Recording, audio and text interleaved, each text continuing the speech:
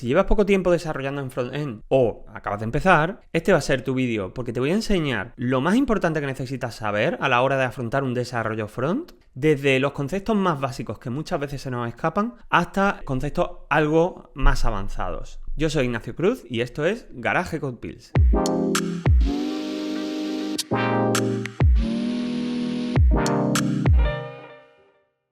Bueno, yo creo que todos conocemos cómo funciona un poco HTML y CSS. Sabemos que el HTML nos va a dar la estructura a una página web, que CSS le va a dar el colorido y los estilos, así que no voy a entrar en esa parte porque duraría demasiado el vídeo. Pero me gustaría empezar con algunos conceptos clave dentro de JavaScript que creo que son relevantes y que se han perdido un poco porque utilizamos frameworks que ya abstraen todo JavaScript por nosotros y nosotros al final utilizamos 3 o 4 cosas dentro de un framework. No me da tiempo en anunciarlas todas, pero voy a intentar enunciar algunas de las más importantes. Así que vamos a empezar por JavaScript. Lo primero, bueno, tengo aquí un HTML con una lista, con una ID igual a lista, y luego tengo un botón para añadir un nuevo elemento a esa lista. Cargo un script hecho en JavaScript, que está aquí, que tiene una función que llama un nuevo elemento, ¿no? Ese nuevo elemento lo que hace es sacar el elemento lista, la UL que teníamos aquí. A continuación lo que hace es crear un nuevo elemento, crea un nuevo elemento de tipo LI para añadírselo a esa lista. A ese elemento le añade un texto dentro que se llama nuevo elemento e inmediatamente añade a esa lista ese hijo, ¿no? Ese elemento nuevo, un LI con texto nuevo elemento. Ahora mismo el botón no hace nada porque no le estamos diciendo al botón, oye, cuando hagas clic, pues llama a esta función. Entonces, bueno, lo primero que hay que saber, bueno, pues JavaScript es un lenguaje que está fuertemente orientado a eventos. Es decir, que cuando el usuario hace cualquier cosa, y me refiero a prácticamente cualquier cosa, toque el elemento que toque, aunque si mueve el ratón, si hace scroll, todo eso son eventos y nosotros podemos interceder en el momento en el que el usuario lanza ese evento porque ha hecho scroll, porque ha hecho clic sobre algo y nosotros podemos ejecutar una función. En este caso lo que queremos ejecutar es que cuando el usuario haga clic sobre el botón, pues ejecute esta función. Y para eso, bueno, pues lo más básico de JavaScript es decir onClick, es decir, cuando se haga clic sobre esto, llama a la función nuevo elemento. Guardamos, entonces si abrimos el navegador y hacemos clic sobre este botón, nos crea un nuevo elemento, siempre el mismo en este caso, no tiene ninguna historia. Pero claro, aquí hay un problema. Esta aplicación es muy sencilla, ¿no? Pero hay un problema igualmente. Cada vez que llamamos a nuevo elemento, esta variable se tiene que rellenar con lo que saca del DOM. Y hay que saber que en JavaScript sacar cosas del DOM o operar sobre el DOM es caro. Digamos que es lo más lento dentro de JavaScript. JavaScript tiene que encontrar ese elemento dentro de un DOM. DOM me refiero al HTML, al fin y al cabo. Tiene que navegar sobre él, encontrar el elemento y sacarlo. Y eso puede ser lento, porque si el HTML es muy largo, puede ser lento. En este caso va a dar igual, pero en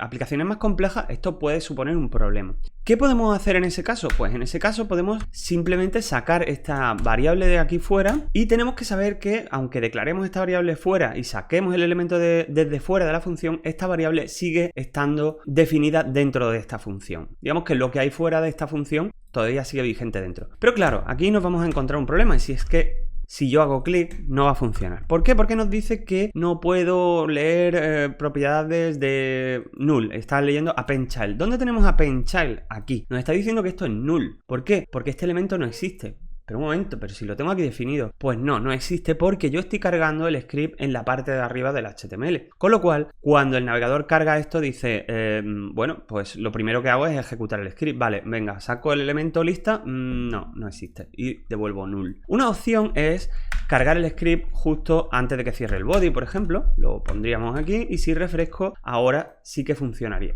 Pero puede no ser una opción en el caso nuestro o simplemente puede que queramos cargarlo en la parte de arriba porque es lo primero que carga el navegador y puede que nos venga bien. Bueno, esto ya son... habría que hacer un estudio de nuestra aplicación para eso. ¿Qué opciones tenemos aquí? Bueno, una opción sería utilizar otro evento, por ejemplo, que se llama onload. Y onload es un evento que salta cuando el usuario ha cargado la ventana. Entonces window, que es el elemento de la ventana actual, desata un evento que se llama onload y le podemos pasar una función y esto significa, oye, cuando cargues me ejecutas esta función. No tiene nombre la función, así que da igual. Y yo digo, bueno, pues guardo aquí el elemento lista y ya está, vale, perfecto. Entonces, ¿qué pasa? Que solo el elemento lista solo se cargaría una sola vez cuando se carga la ventana. El problema es que ahora el elemento lista existe solo dentro de esta función. Esto es un tema de scopes dentro de JavaScript. Las variables que se definen dentro de la función existen para dentro de esa función y todas las funciones que están dentro de esa función también, pero no las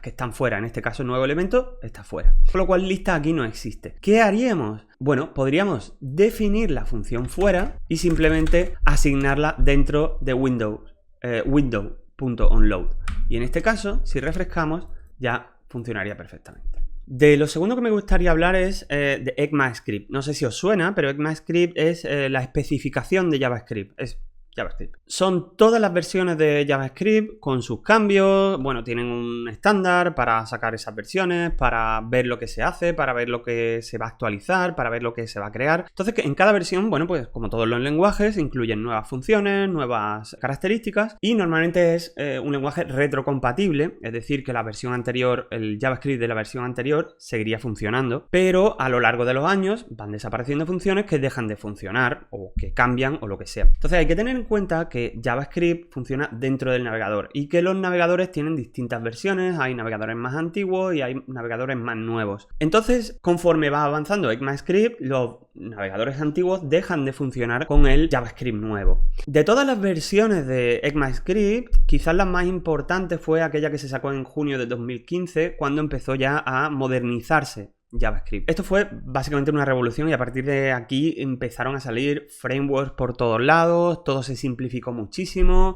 con un montón de funciones nuevas y bueno, supuso un cambio dentro del ecosistema. El problema era que este nuevo JavaScript no lo entendían todavía los navegadores, pero la gente quería escribir con este JavaScript nuevo porque era mucho más cómodo y tenía funciones muy nuevas. ¿Qué hacíamos? Bueno, ¿qué se sigue haciendo? Se utiliza una herramienta que se llama Babel, y Babel lo que hace es traducir JavaScript nuevo a JavaScript antiguo. Entonces, si vamos a la web de Babel, babeljs.io, y le damos a try out, aquí podemos jugar un poco con JavaScript nuevo y traducirlo al antiguo. Para que se vea mejor el ejemplo con el que voy a trabajar, lo que hago es rellenar en targets los navegadores que quiero o en los que quiero que funcione mi JavaScript. Es decir, en este caso he puesto IE11. Por defecto viene not, si no me equivoco, not IE11. Pero yo lo pongo IE11 para que el JavaScript que traduzca Babel funcione en Internet Explorer 11, que ya ha llovido, ¿no? Pero bueno, entonces yo tengo aquí JavaScript de nueva generación. Es decir, por ejemplo, esto que veis aquí, const holamundo, es igual a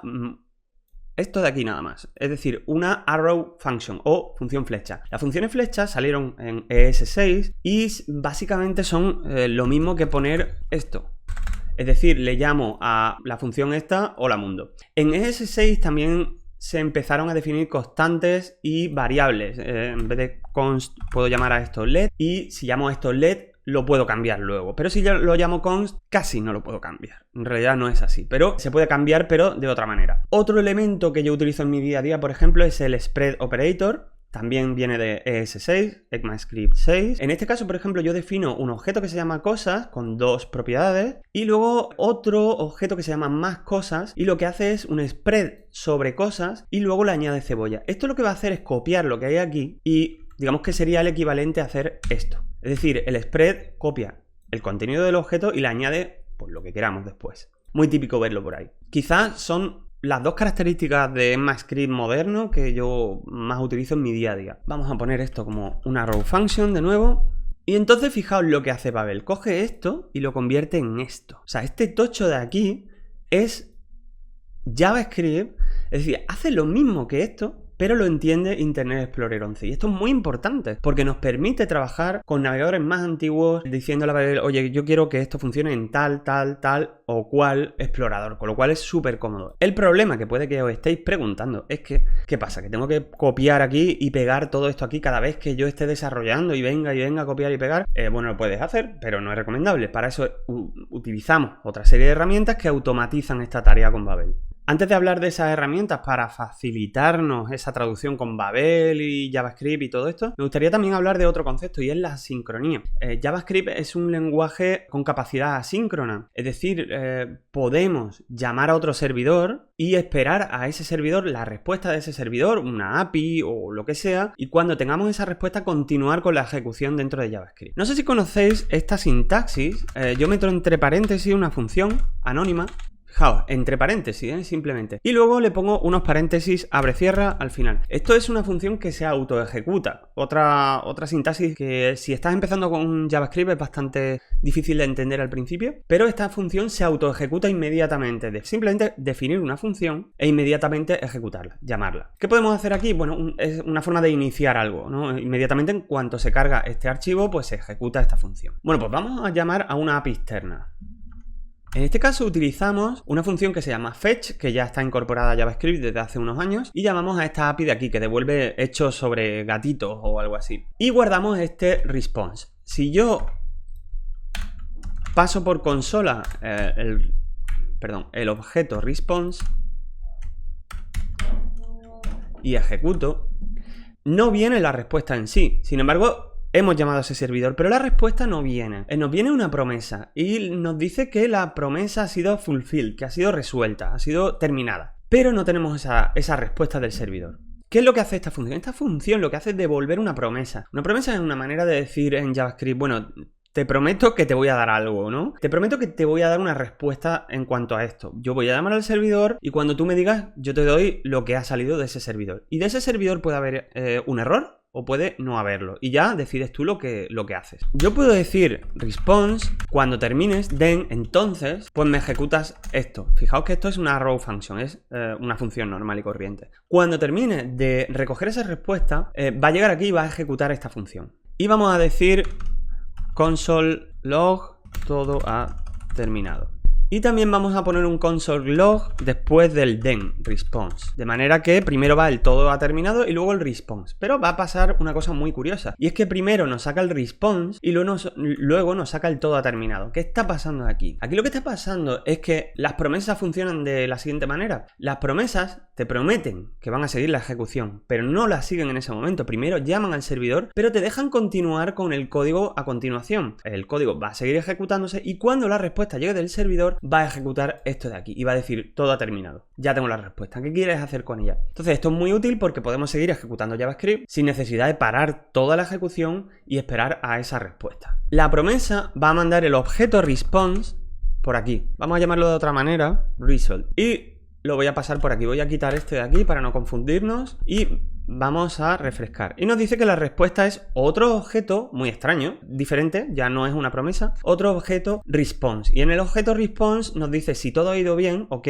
Si ok es igual a true, quiere decir que el status va a ser algo de 200 y pico. Nos va a decir un status text y tal. Pero no viene la respuesta en sí. La respuesta en sí hay que obtenerla mediante otra promesa. Y es que result tiene una función que se llama JSON. Este result.json es otra promesa. Esto devuelve otra promesa. Con lo cual, si lo retornamos aquí, esta promesa se va a encargar de resolver esa promesa, esa otra promesa, que va a contener los datos que vienen del servidor. Sé que es un poco lío, pero requiere un poquito de trabajo, requiere un poquito de empezar a probar cómo funcionan las promesas y enseguida se entienden. Entonces lo que decimos es, una vez que tengas esta, entonces pásame los datos. ¿Qué hacemos? Pues ponemos otro then. Y ponemos otra función. Y ahora sí van a llegar los hechos de los gatitos o lo que sea. Si yo pongo aquí console log facts y refresco, ahora sí que vienen los hechos aquí. Es decir, que yo digo, cuando tengas la respuesta, ejecutas esto. Ahora llamamos a .json y cuando resuelvas ese JSON, me pasas el resultado de ese JSON, me lo pasas por aquí. Bueno, esto sería lo más básico dentro de las promesas. Ahí es un poquito más complejo, hay un control de errores, hay que hacer más cosas, pero digamos que se entienden, creo que se entienden de mejor manera así. Simplemente se encadenan promesas una detrás de otra y hasta que llega a un resultado que nos guste. Después de esto podemos guardar facts en una variable global, en otro tipo de variable aquí, que definamos más arriba o lo que sea. Pero ya tendríamos ese resultado de hechos dentro de nuestra promesa, resuelto dentro de nuestra promesa. Hay otra manera de escribir promesas. Fijaos, yo tengo aquí una función que se llama getFacts, que hace lo mismo que hemos hecho antes, básicamente, pero es muy típico ver este tipo de sintaxis. Async, await. Definimos una función async que se llama init, que ejecutamos inmediatamente, y dentro hay un await. Esto quiere decir que cuando getFacts devuelva la promesa, en lugar de tener que hacer aquí otro then para obtener estos facts de nuevo y tal, lo que hace es devuélveme lo último que ha devuelto la promesa de aquí. En este caso facts, y lo guardaríamos en esta variable. Es una manera un poquito más fácil de escribir promesas sin necesidad de andar todo el rato den hasta que obtengamos el resultado. Pero que sepáis, esto son promesas, es exactamente lo mismo. Para utilizar una await dentro de una función hay que declarar esa función como async. Vamos ahora con lo más importante quizás de este vídeo. Node. Node es JavaScript, pero para servidor. Podemos ejecutar JavaScript dentro de un servidor y estaréis preguntando, bueno, pero ¿para qué quiero yo Node si JavaScript se ejecuta en el navegador? ¿Qué me importa? Te importa en realidad porque Node ha evolucionado tanto que actualmente se utiliza en el desarrollo de JavaScript. Lo que vamos a hacer con Node básicamente va a ser coger a Babel, lo vamos a instalar con Node, Babel se va a encargar de traducir el JavaScript que escribamos, JavaScript moderno, a un JavaScript antiguo o minificado, comprimido, de manera que los navegadores tengan que cargar lo mínimo posible. Lo primero sería instalar Node, pero yo no recomiendo hacerlo desde la página de Node. Yo lo que recomiendo es utilizar NVM, que es un programita que se llama Node Version Manager, que nos permite instalar varias versiones de Node. De tal manera que cuando lo tengamos instalado, que no es nada difícil, podemos utilizar en la terminal NVM, por ejemplo, ls, ¿no? Y nos lista qué versiones de Node tenemos instaladas. Si yo quiero utilizar la 16, pues hago NVM 16. Perdón, NVM use 16. Y en ese momento NVM instalaría o usaría la versión 16. Node además viene con un programita también, un programita que se llama gestor de dependencias que se llama NPM. Y NPM nos permite instalar librerías de otros desarrolladores, de terceras third parties que se llaman, dentro de nuestro proyecto. Lo que vamos a hacer primero es iniciar un proyecto NPM, que es un proyecto Node, es lo mismo. Si yo hago un npm init, nos va a hacer un montón de preguntas, le voy a decir a todo que sí, y nos va a crear un package JSON. Y en este package se van a definir qué librerías queremos importar nosotros dentro de nuestro proyecto Node. Entonces yo, por ejemplo, ahora yo me voy a ir a la página de Babel, que es la guía de uso de Babel, y nos dice que utilicemos este comando de aquí. Bueno, pues me voy aquí, lo pego. Con este comando vamos a utilizar tres librerías. Sería el core, el CLI, que es para utilizar Babel dentro de la terminal, y el preset m, que son, bueno, unos presets para transpilar, ¿no? O compilar código JavaScript nuevo a JavaScript antiguo. En nuestra carpeta, si queremos utilizar Babel, deberíamos tener también un config.json, pero no nos preocupemos demasiado por él, porque no lo vamos a tocar mucho ni nada. Vamos a utilizar luego otra herramienta para facilitarnos el proceso. Entonces, si nos vamos de nuevo a package JSON, npm lo que ha creado es este objeto de aquí que dice qué versiones de Babel queremos importar dentro de nuestro proyecto, qué versiones de Babel queremos utilizar para nuestro proyecto. Bueno, pues una vez instalado Babel, yo tengo aquí dentro de la carpeta src una carpeta con dos JS. El primero es index, ¿no? El index tiene lo que habíamos puesto antes en la página de Babel, no tiene más. Son dos objetos y una llamada a una función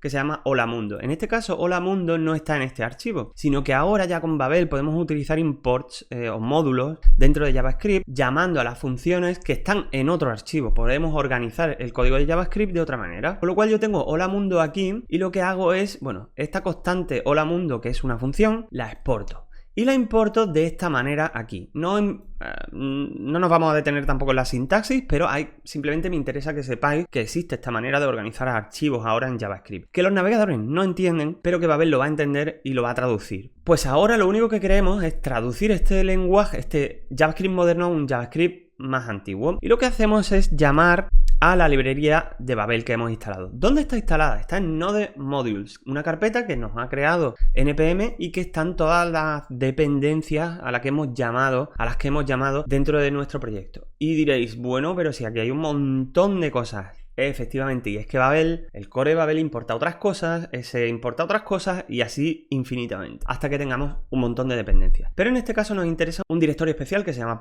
.bin, que tiene un ejecutable que se llama Babel. Bueno, un ejecutable en Node, ¿eh? Es un archivo JS, si lo abrimos es JS. Bueno, aquí no hay mucho, pero bueno, no nos vamos a meter en este fango ahora. Si yo ejecuto ese archivo nodemodules.bin Babel y le voy a decir, mira Babel, me tienes que traducir este archivo de aquí, index.js, que importa otras funciones de no sé qué, y luego me lo sacas a un directorio que te voy a decir que se llama lib. Si yo ejecuto eso, siempre con un configurador de Babel.json en el directorio raíz, nos va a sacar un index.js que ahora sí es, digamos, JavaScript antiguo. Y lo van a entender los navegadores antiguos, dependiendo de la configuración que hayamos puesto. Bueno, este no va a funcionar exactamente porque tiene también imports y tal, y bueno, no va a funcionar. Pero de momento no nos importa. Nos importa saber que podemos utilizar Babel desde aquí. Para facilitarnos un poco la vida, también en package.json podemos definir scripts que podemos ejecutar con npm. Por ejemplo, si yo escribo aquí build, un script que se llame build, y yo copio esto de aquí, bueno, no hace falta que copiemos esta parte de aquí, sino con solo esta de aquí. Ponemos aquí Babel y Node o npm ya va a saber que hay que ejecutarlo desde el punto bin. Entonces yo digo npm run build,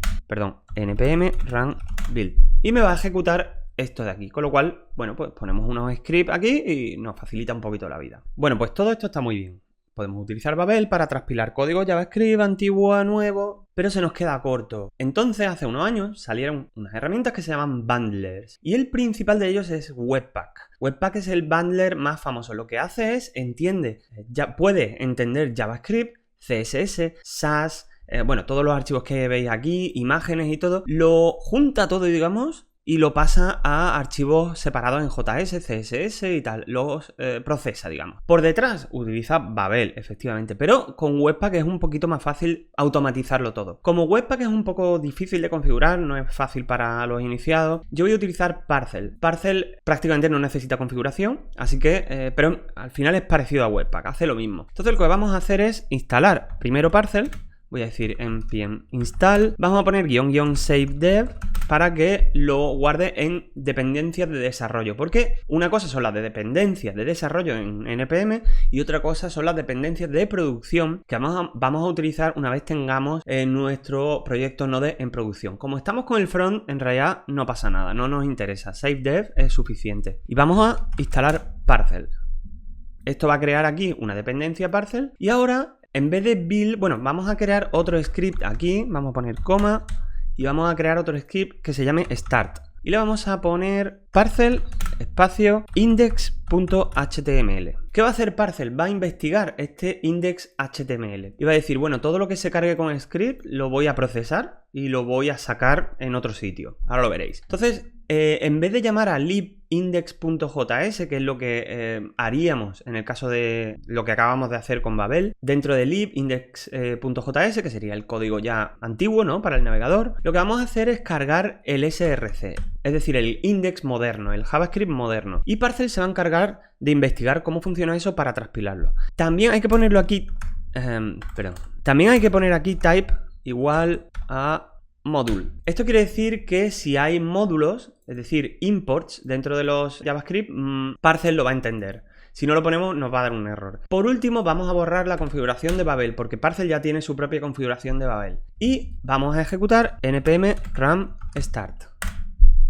Inmediatamente Parcel nos va a crear un directorio dist en el que se contiene un index.html que importa un JS, y este JS es muy raro, pero lo que hace es transpilar el código que le hemos dicho a otro más antiguo para que lo entiendan los navegadores. La cosa es que esto es simplemente un código para desarrollar, es decir, nos ha ejecutado un servidor en localhost que si lo abrimos, pues simplemente nos va a aparecer el hola mundo y el objeto que he puesto por la consola, con lo cual está funcionando perfectamente. Si ahora cambiásemos algo aquí, por ejemplo patatas por algo así, lo que hace Parcel es refrescar ese contenido y ejecuta de nuevo, autocarga, de hecho, no tenemos ni que hacer refresco, ese nuevo objeto y lo pasa por la consola. ¿Cómo crearíamos un contenido para producción, un JS ya listo para producción? Pues nos tenemos que ir a package, vamos a parar el servidor y lo que le vamos a decir a build en vez de Babel va a ser Parcel, vamos a borrar lo demás y en este caso en vez de el HTML le vamos a decir src index.js y vamos a ejecutar npm run build. Perdón, este no. Parcel build, se me ha olvidado.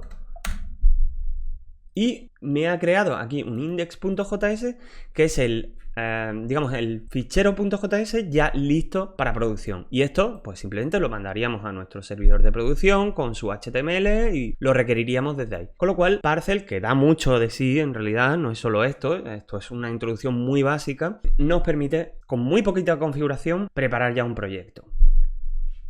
Bien, por último voy a cambiar el index.js por React. React, y seguramente esto no te lo cuentan en casi ningún curso de React, cuando se empiezan esos cursos o esos tutoriales, lo normal es que empiecen ya a escribir JSX, que es como escribir HTML dentro de un archivo JS. Y eso, bueno, está muy bien porque es muy fácil de llevar para adelante, pero no se sabe por qué exactamente se escribe ese HTML dentro de archivos JS. Bueno, pues es que React no es eso. React no es escribir HTML dentro de archivos JS. React es JavaScript. Y como JavaScript son simplemente funciones y, bueno, promesas y todo este tipo de cosas que tiene JavaScript, pero no es HTML. Lo que pasa es que alguien muy inteligente inventó JSX. JSX, junto con una configuración de Babel también, permite escribir HTML, una especie de HTML más XML dentro de archivos JS para facilitar el desarrollo. Por ejemplo, en React nosotros, si tenemos un elemento ID dentro de nuestra aplicación, ¿no? Un HTML con un ID AP, lo voy a hacer de hecho, ¿no? Sería algo así. Tenemos un div vacío. Lo que va a hacer React es sacar ese elemento y empezar a rellenarlo con el HTML que le pasemos a React. Entonces, lo primero que hace React es utilizar una cosa que se llama create_root a partir del container. El container es nuestra app. Esto va a ser el root para React, va a ser el inicio de la aplicación de React y React se va a encargar de renderizar ese árbol. Cada vez que haya un cambio en uno de los componentes dentro de React, aunque no sepáis lo que es un componente, pues un componente puede ser un sidebar, puede ser un recuadro en una parte. React lo que va a hacer es que cada vez que cambie algo dentro de ese recuadrito, solo va a renderizar ese recuadrito y el resto se va a quedar igual.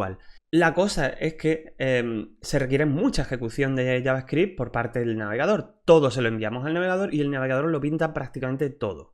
Hay técnicas avanzadas para ejecutar React en servidor, mandar una parte y luego terminarlo en navegador. Pero lo básico es eso. Nosotros se lo mandamos todo al usuario. El usuario se encarga de pintarlo. Entonces, bueno, pues para React esto va a ser la raíz y luego dentro de la raíz vamos a renderizar un elemento. En este caso va a ser, por ejemplo, un elemento de tipo botón con una clase CSS. En React class name es lo mismo que en HTML class.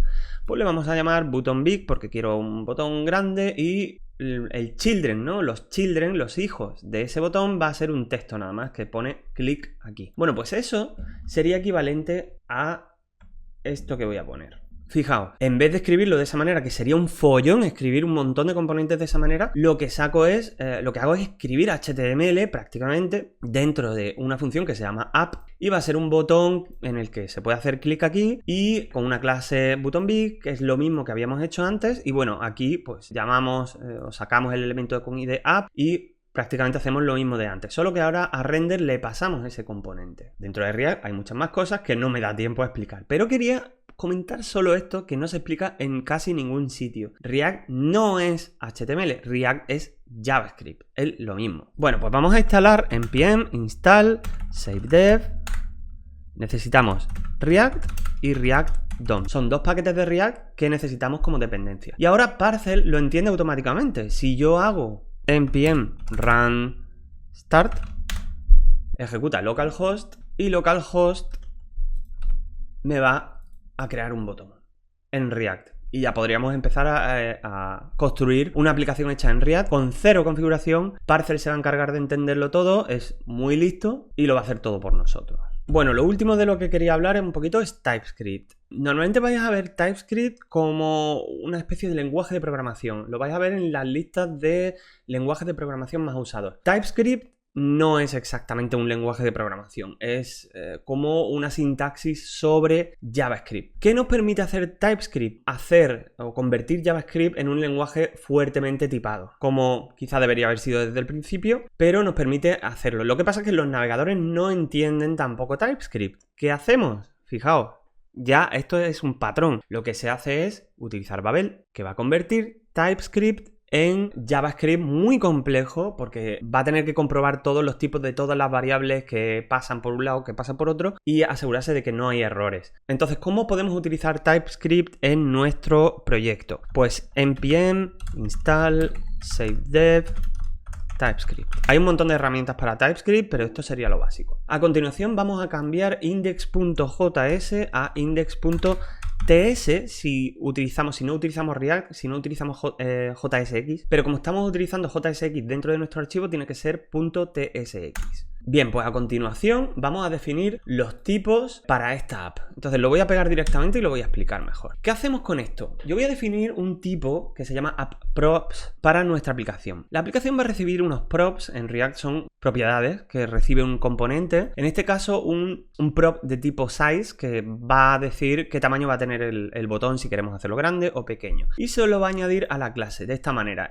Simplemente esto lo convierte a una cadena. Este tick, este backtick de aquí se convierte a una cadena. Entonces, estos props nosotros queremos exigirle a React que solo pueda tomar dos valores, big o small. Entonces, en el momento de pasarle a este componente app qué tamaño tiene nuestro botón, nosotros le podemos decir big o small. Pero si le decimos medium, por ejemplo, bueno, ahora mismo no tengo configurado TypeScript para mi proyecto, pero puedo ejecutar una herramienta que se llama TSC. TSC es como un linter, un lint que va a chequear si hay errores de TypeScript. ¿Cómo se ejecuta? Bueno, podríamos simplemente ejecutar un script dentro de nuestro package que se llama tscheck, no sé, tscheck le vamos a llamar. .tsc.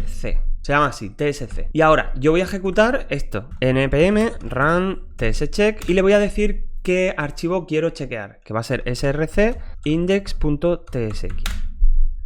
E inmediatamente me va a devolver varios errores. Primero, no se puede usar, bueno, a menos que JSX se pase como, lo vamos a pasar como parámetro. Y nos dice que aquí en esta línea, esto de aquí está mal. No podemos pasar medium, sino que tenemos que pasar big o small. Con lo cual, TypeScript nos va a avisar de todos los errores que tengamos con el tipado y aunque es un poco rollo a veces escribir con TypeScript, es verdad que luego nos ahorra muchísimos errores. Y bueno, yo aquí ya me voy a quedar. Hay muchas más herramientas alrededor de esto, pero hay que saber que hay un patrón. Babel está en el centro de todo, los bundlers están encima de Babel, se van a encargar de transpilar CSS, JS, nosotros solo hemos visto JS, React, lo van a convertir a un JavaScript que entienda el navegador, pero pueden hacer otras cosas como minificar, comprimir, no sé, hacer un montón de cosas. Hemos visto promesa, hemos visto ES6, cómo se versiona ECMAScript, y bueno, hay muchísimo más, pero yo me voy a quedar aquí porque este vídeo ya está quedando demasiado largo y me hubiera gustado comprimirlo más, pero espero que os haya servido de ayuda este vídeo, que os dé una imagen mental de lo que significa JavaScript